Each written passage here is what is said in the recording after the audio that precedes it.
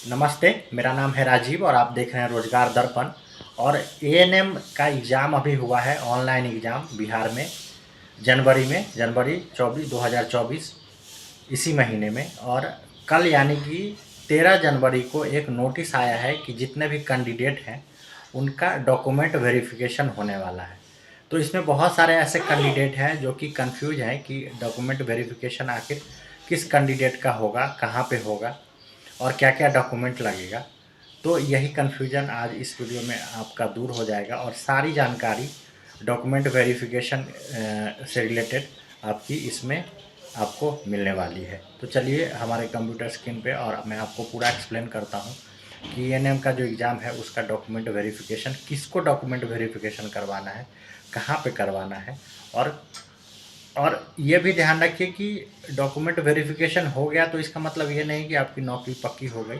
तो ये सारा कुछ हम समझेंगे कि डॉक्यूमेंट वेरिफिकेशन करने किसको कौन से कैंडिडेट एलिजिबल है डॉक्यूमेंट वेरिफिकेशन करने के लिए। 7/22 विज्ञापन संख्या 7/22 एएनएम में जिन्होंने अप्लाई किया था उसके लिए एक अच्छी खबर निकल के आ रही है। और ये जो खबर है वो 13 तारीख का है। 13 तारीख को ये नोटिस आया है। और ये नोटिस है, क्या नोटिस है, किसके लिए डॉक्यूमेंट वेरिफिकेशन है, क्या क्या डॉक्यूमेंट लगाना है, कहाँ पे डॉक्यूमेंट आपको वेरिफिकेशन करने के लिए जाना है, कैसे जाना है, पूरा डिटेल इसमें दिया हुआ है। मैं आपको एक एक चीज़ एक्सप्लेन करके यहाँ पे बताने वाला हूँ।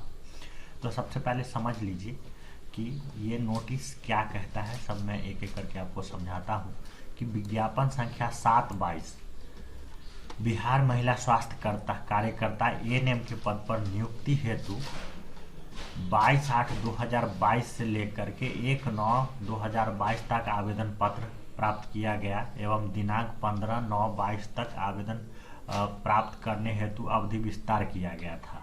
ठीक है।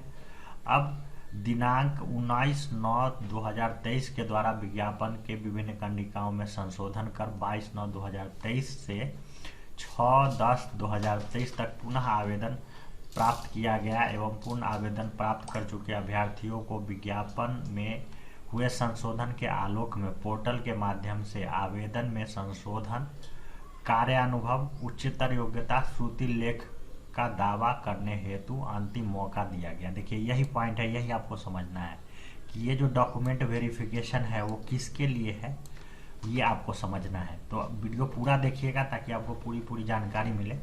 तो ये किया गया था, ठीक है। ये पूरा डिटेल है, पूरा हिस्ट्री बताया गया है कि कब विज्ञापन शुरू हुआ, कब तक भरने का डेट था, उसके बाद फिर से क्या क्या उसमें संशोधन वगैरह किया गया, ये यहाँ पे बताया गया है। ठीक है, इसमें ज़्यादा उलझने की ज़रूरत नहीं है। अगर आपने अभी ऑनलाइन एग्ज़ाम दिया है तो आपके लिए ही है ये नोटिस। अभी अभ्यर्थियों की अत्यधिक संख्या होने के कारण उक्त विज्ञापन में चरणबद्ध तरीके से दस्तावेज सत्यापन कराया जाना है। अब इनका कहना है कि अभ्यर्थियों की संख्या बहुत ज़्यादा है, इसलिए अब ये चरणबद्ध तरीके से डॉक्यूमेंट वेरिफिकेशन करेंगे। मतलब जिसने जिसने ऑनलाइन एग्ज़ाम दिया है, ठीक है, उसमें भी ये कैटेगराइज कर रहे हैं कि किसको पहले बुलाना है, किसको बाद में बुलाना है और किसको अंतिम में भी बुलाना है। सबको एक बार नहीं बुला रहे हैं। अब किसको पहले बुला रहे हैं, किसका डॉक्यूमेंट वेरिफिकेशन दिनांक 20/1/2022 से लेकर 2/2/2022 तक 2 पाली में होने वाला है, ये समझिए। ऐसा ना हो कि आपने फॉर्म अप्लाई किया है तो आप भी अपना डॉक्यूमेंट लेकर के चले जाइए। अब उक्त आलोक के प्रथम चरण के डॉक्यूमेंट वेरिफिकेशन में कंप्यूटर बेस्ड टेस्ट में उपस्थित अभ्यर्थियों में से जिन अभ्यर्थी ने ऑनलाइन आवेदन मॉडिफिकेशन फॉर्म में कार्यानुभव एवं उच्चतर योग्यता का दावा किया है।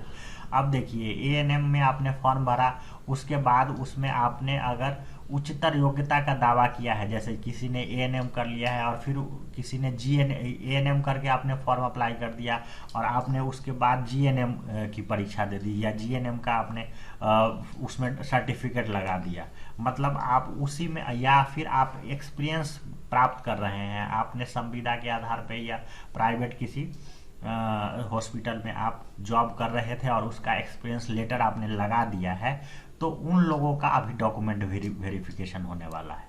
ठीक है, सबका डॉक्यूमेंट वेरिफिकेशन नहीं होने वाला है। जिसने एक्सपीरियंस लेटर लगाया है या जिसने हायर एजुकेशन प्राप्त किया है उसका डॉक्यूमेंट वेरिफिकेशन होने वाला है। कब से कब तक? मतलब 20 तारीख से लेकर के 2 फरवरी तक आपका डॉक्यूमेंट वेरिफिकेशन किया जाना है। वो 2 पाली में किया जाना है। प्रथम पाली होगी 10 बजे से लेकर के 1 बजे तक, द्वितीय पाली 2:30 बजे से लेकर के 6 बजे तक।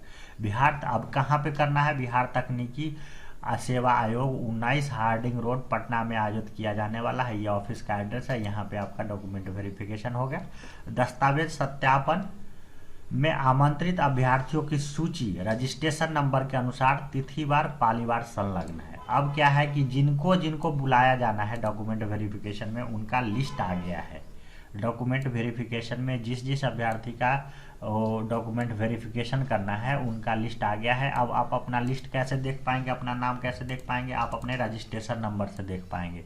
जब आपने फॉर्म भरा होगा, जब आपने पहली बार फॉर्म अप्लाई किया होगा, तभी आपको एक रजिस्ट्रेशन नंबर मिला होगा। उसी रजिस्ट्रेशन नंबर से आप अपना नाम देख सकते हैं कि आपका डॉक्यूमेंट वेरिफिकेशन है कि नहीं। ठीक है, अब समझते हैं दस्तावेज सत्यापन में आमंत्रित अभ्यर्थियों की अभ्यर्थिता पूर्णतः अपबंधित है।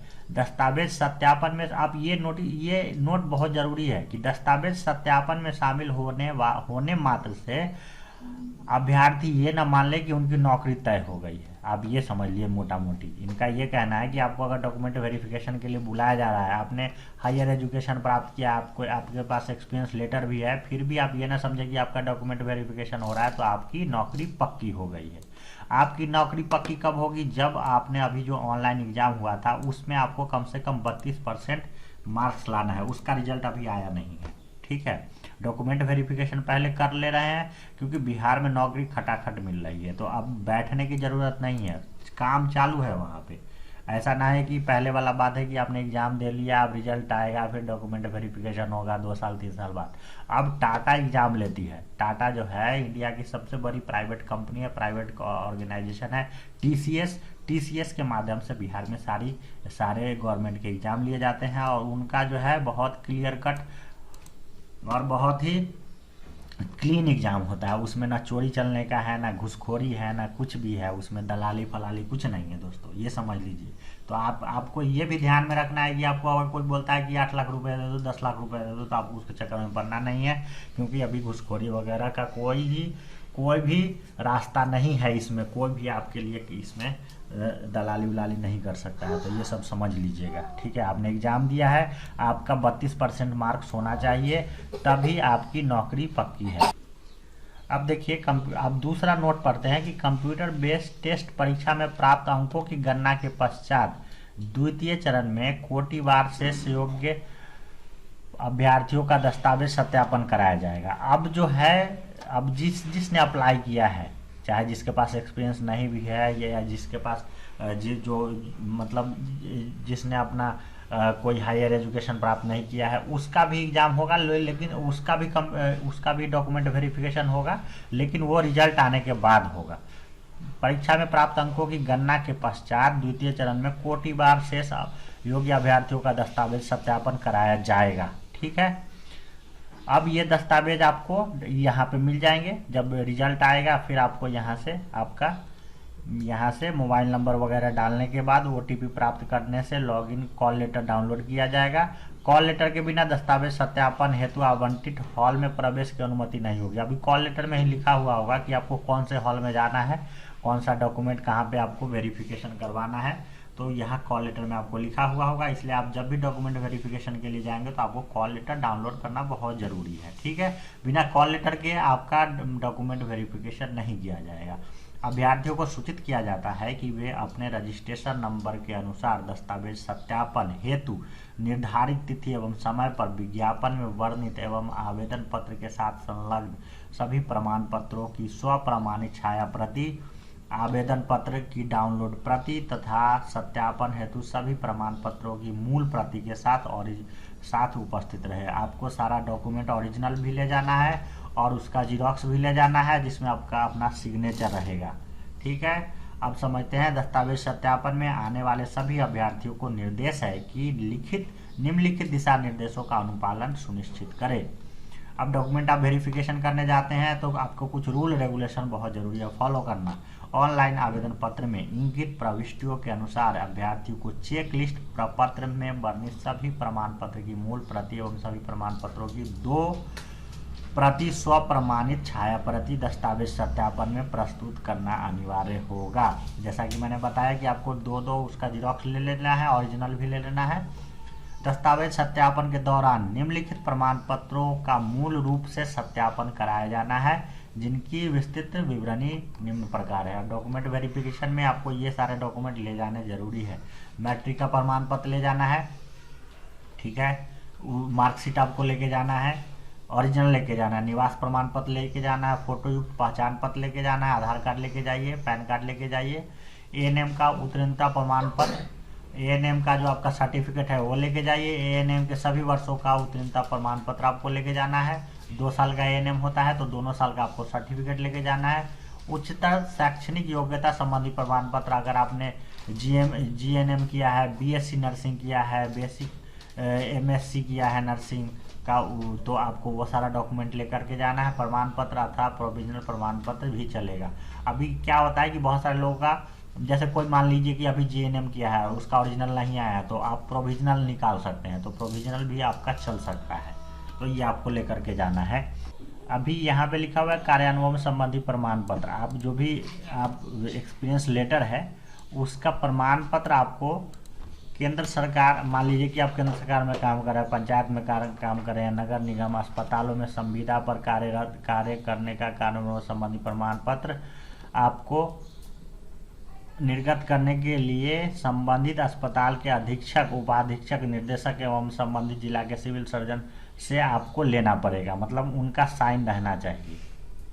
तो ये आप समझ लीजिए यहाँ पे, ठीक है। निबंधन संबंधी प्रमाण पत्र, बिहार परिचारिका निबंधन परिषद का निबंधन प्रमाण पत्र ये लगाना है आपको। आरक्षण के लिए, अगर आप आरक्षण पाना चाहते हैं तो उसके लिए उसका संबंधी प्रमाण पत्र, जैसे जाति प्रमाण पत्र वगैरह, आप ओबीसी ईबीसी में आते हैं तो आपको जाति प्रमाण पत्र देना होगा। दिव्यांगता वगैरह है तो आप उसके लिए भी आपको सर्टिफिकेट लगेगा। स्वतंत्रता सेनानी के आश्रित प्रमाण पत्र हैं तो उसके लिए भी आपका सर्टिफिकेट लगेगा, ठीक है। तो ये सारा डॉक्यूमेंट है, अगर आप इसमें से कोई भी आप क्वालिफाई करते हैं तो आपको उसका डॉक्यूमेंट जरूरी है। कार्य अनुभव अवधि की गणना 2/1/2022 तक की जाएगी। अब 2/1/2022 तक ही आपको एक्सपीरियंस वहाँ पे माना जाएगा, ठीक है। मान लीजिए कि आपने 2021 से 21 से आप किसी कहीं पे आप काम कर रहे हैं किसी हॉस्पिटल में, तो वो जो है 2021 से लेकर के 2/8/2022 तक ही वो आपका सर्टिफिकेट मान्य होगा। तो ये आप ध्यान में रखिएगा। उच्चतर योग्यता का दावा करने वाले अभ्यर्थियों द्वारा उच्चतर योग्यता का प्रमाण पत्र, GNM, BSc nursing, basic post, basic MSc nursing का उत्तीर्णता प्रमाण पत्र, डिग्री प्रोविजनल दस्तावेज सत्यापन में प्रस्तुत किया जाना अनिवार्य होगा। प्रमाण पत्र प्रस्तुत नहीं करने की उपस्थित स्थिति में उच्चतर योग्यता का अंक दे नहीं होगा। इसलिए ये आप अगर उच्चतर योग्यता का दावा करते हैं तो ये आपको, अगर इसमें से आपके पास कोई भी एजुकेशन है तो उसका सर्टिफिकेट आपको लगाना होगा। अगर आप सर्टिफिकेट नहीं लगाते हैं तो आप दावा नहीं कर सकते हैं। तो ये दोस्तों डॉक्यूमेंट वेरिफिकेशन है, और ये डॉक्यूमेंट वेरिफिकेशन उसी के लिए है जिसने उच्चतर योग्यता या एक्सपीरियंस लेटर वगैरह लगाया है, उसी के लिए। अब उनका नाम है यहाँ पे, ये डॉक्यूमेंट मैं वीडियो के डिस्क्रिप्शन में डाल देता हूँ, आप वहाँ से डाउनलोड कर लीजिए और इसमें आप अपना नाम चेक कर लीजिए। नाम कैसे चेक करना है, आपको रजिस्ट्रेशन नंबर के साथ चेक करना है। रजिस्ट्रेशन नंबर आपका, आपने जो फॉर्म फिलअप किया होगा पहली बार, वहीं पे आपका रजिस्ट्रेशन नंबर होगा, वहाँ से आप रजिस्ट्रेशन नंबर उठाइए और यहाँ से आप चेक कर लीजिए। अगर आपका नाम रहता है तो ऊपर जो वीडियो में मैंने बताया है कि ये सारे डॉक्यूमेंट आपको देने हैं, वो सारे डॉक्यूमेंट लेकर के जा करके आप वहाँ पे डॉक्यूमेंट वेरिफिकेशन के लिए जा सकते हैं। ये पीडीएफ मैं डिस्क्रिप्शन में डाल देता हूँ। Okay, thank you.